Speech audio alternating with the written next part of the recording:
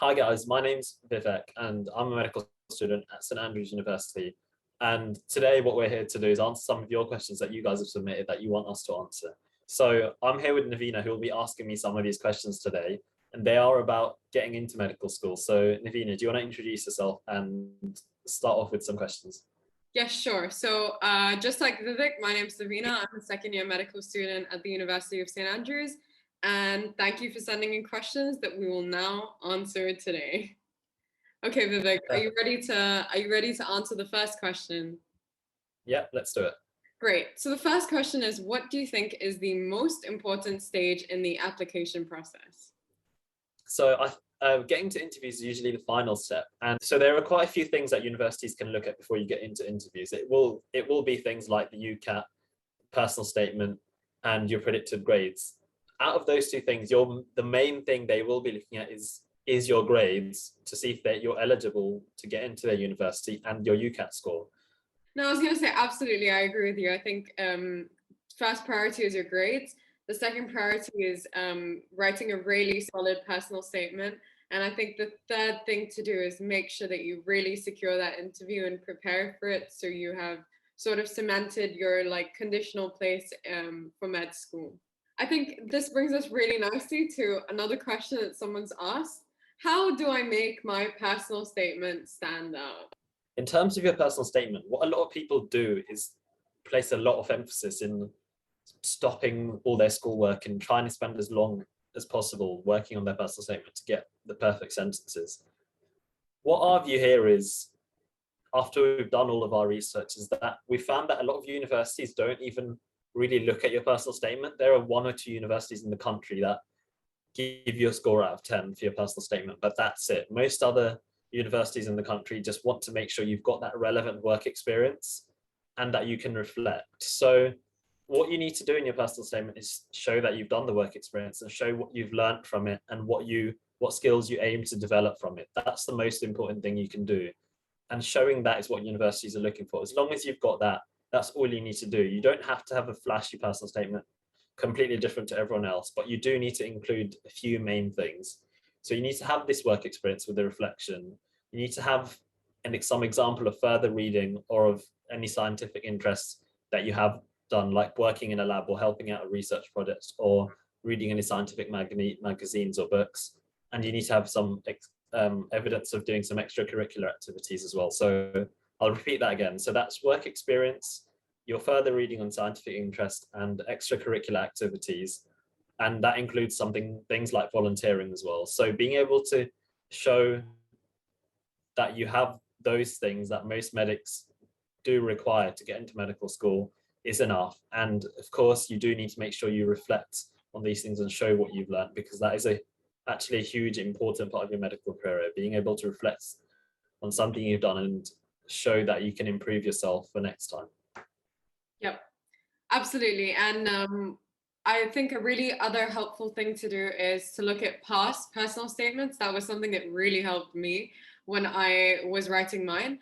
So if you look on our website, we have a whole list of analyzed personal statements from successful medical students. And that's something I'd recommend taking a look at, because personally, that was something I did when I was applying, and it really helped me get a picture of what is really needed in a good personal statement. And Medapply will be doing some of our personal statement webinars very soon, and we do repeat them every year around August and September. So make sure to look out for them on our website. Absolutely. All the links are in the description below. That brings us nicely to our next question. How much did you prepare for your UCAT or BMAT exams? So most people spend a few weeks in their summer. Most people spend a few weeks in their summer revising for their UCAT. So it's usually around a 4 to 6 week process revising for the UCAT, and you can do it in a shorter time. So people do it in 3 or 4 weeks, but it will have to be quite intense revision of about 3 or 4 hours a day.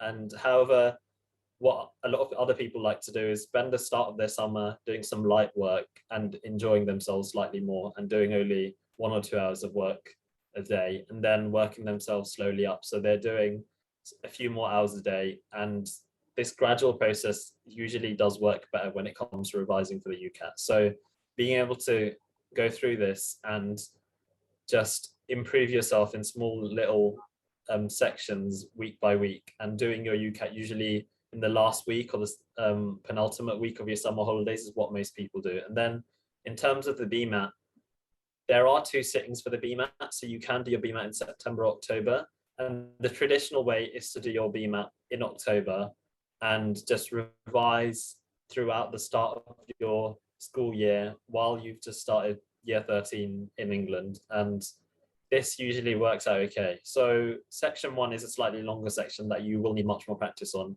Critical thinking is something that not many people have done in their lives before in an exam setting, so that's something that most medics do need to get to grips with.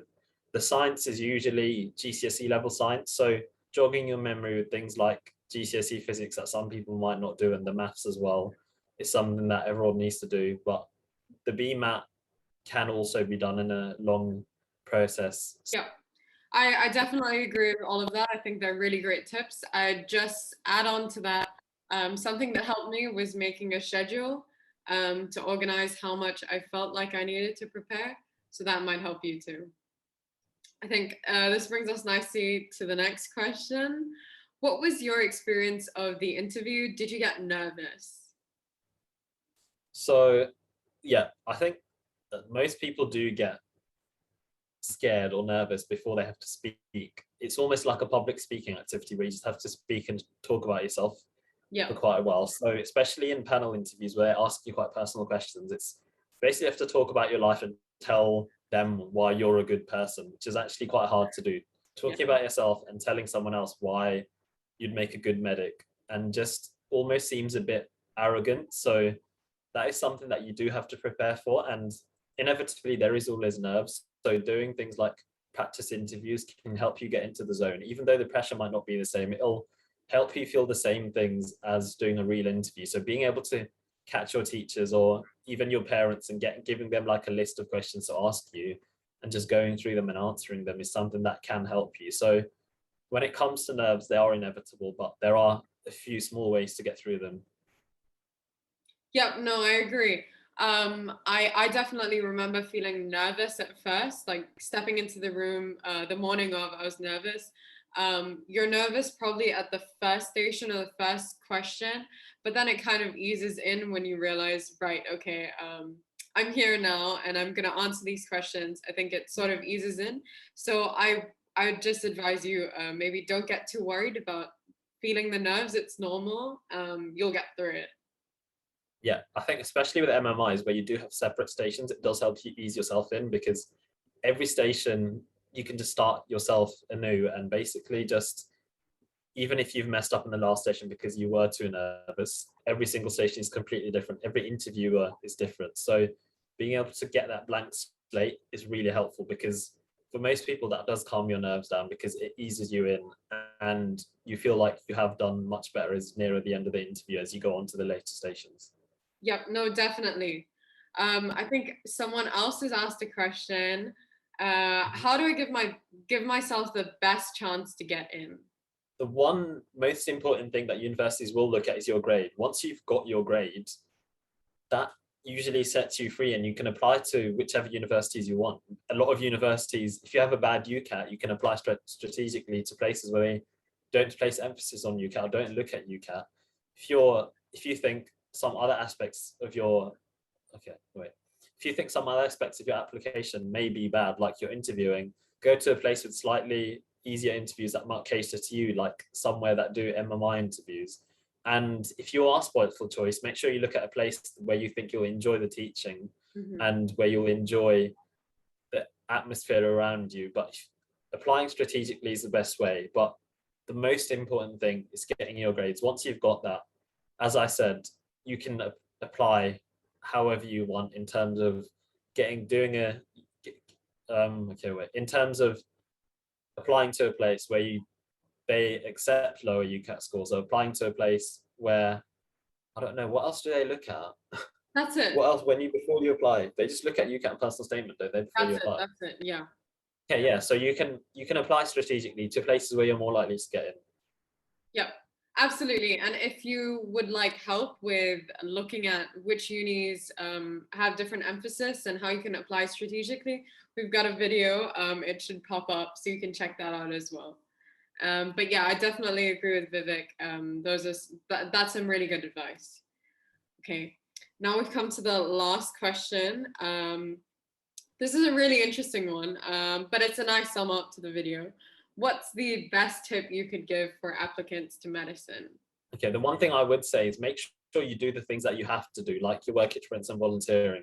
It has been harder in the past 2 years, but things have started becoming easier. So getting that work experience and volunteering, those things that are compulsory to getting your medical degree, is pivotal. So do those small things that will help you get into medical school. If you find getting work experience hard, make sure you just email as many different doctors' emails as you can find, because usually you can just find them on the website of each hospital or of each NHS trust and things like that. So doing that and getting those, the bare minimum to make your life slightly easier, is really helpful. Absolutely, I agree with you. And I'd just say the best tip, in my opinion, is make sure that you'd like to do medicine, you're really looking forward to it. I think that will really make the whole application journey more worthwhile and will really drive you to want to reach your goal. Thanks, Vivek, for joining us today and helping answer these questions. Good luck to our viewers. Thank you for sending these questions in, and stay tuned for the other videos that we have in this series. Yeah, and see you guys soon, guys. Good luck.